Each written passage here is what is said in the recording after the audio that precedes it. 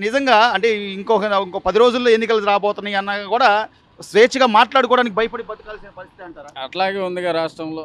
ఎందుకని ఈ మంగళగిరిలో అంత పరిస్థితే ఉంది సార్. మంగళగిరినే కాదు, రాష్ట్ర వ్యాప్తంగా కూడా అలాంటి పరిస్థితి తయారైంది ఇవాళ.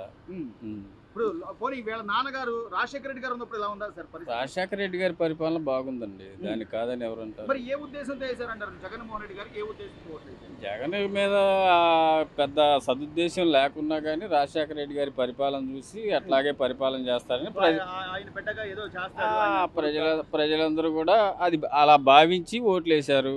దాన్ని ఆయన 151 సీట్లు ఇచ్చినా కానీ దాన్ని సద్వినియోగం చేసుకోలేకపోయారు. ఇక్కడ ఈ మంగళగిరి సార్ ప్రత్యేకించి మంగళగిరి అనేది అమరావతికి దగ్గరగా ఉంది, చాలా డెవలప్ అవుద్ది అనుకున్నారు. అప్పుడు కూడా కొన్ని కంపెనీలు కానీ పరిశ్రమలు కానీ ఏదో స్టార్టప్ కంపెనీలు అని ఐటీ పరిశ్రమ అని ఇక్కడ పెడతామని చెప్పి కూడా అనుకున్న తరుణంలో ఒక్కసారిగా 4.5 ఏళ్ళలో మొత్తం ముఖ చిత్రం మారిపోయింది. ఇప్పుడు పరిస్థితి ఎలా ఉంది సార్ మంగళగిరి?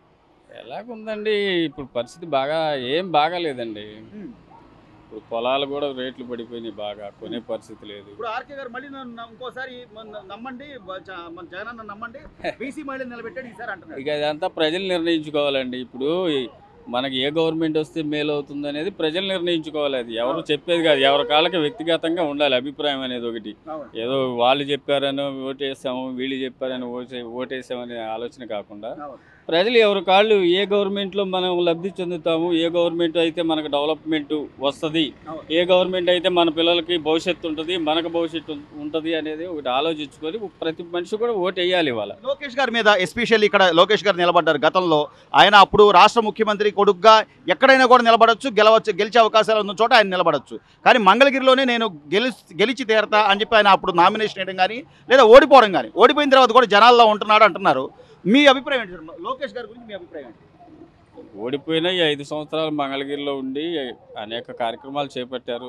చిరు వ్యాపారస్తులకు తోపుడు బండ్లు అయితేనేమి, లేకపోతే ఇప్పుడు ఏదో ఆరోగ్య హాస్పిటల్స్ పెట్టి అది చేస్తున్నారు. మహిళలకు ఏమైనా ఈ కుట్టు మిషన్లు శిక్షణ ఇచ్చి ప్రతి ఒక్కరికి ఒక కుట్టు మిషన్ ఇస్తున్నారు.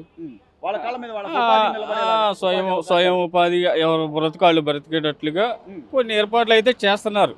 అది కాదనడానికి లేదు. లోకేష్ చేయగలడు, ఏదైనా మనం అవకాశం ఇస్తున్నారు, లోకేష్ నిరూపించుకోగలడు అనే నమ్మకం వచ్చిందంటారా? వచ్చింది.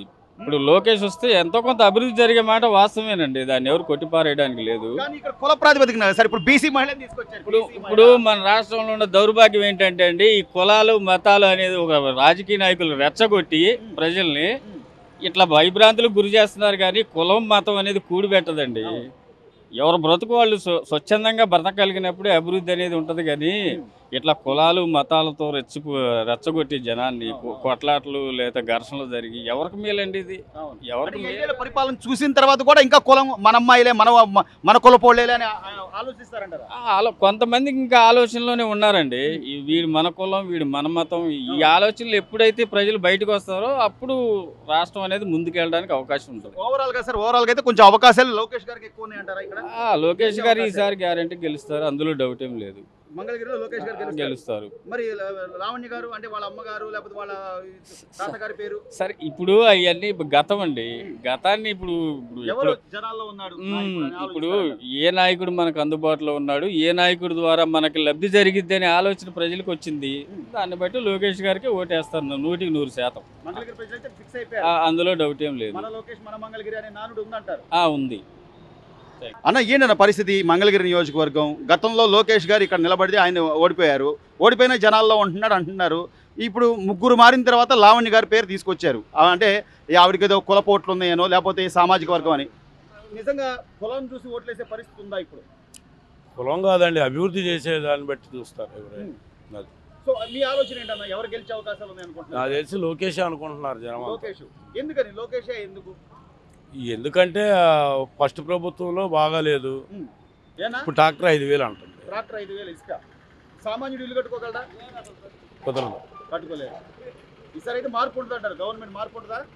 ఖచ్చితంగా ఉంటుంది అనుకుంటున్నాం మేమైతే. లోకేష్ గారు అయితే గెలుస్తారు. మంగళగిరి అయితే కన్ఫామ్ ఫిక్స్డ్ లోకేష్.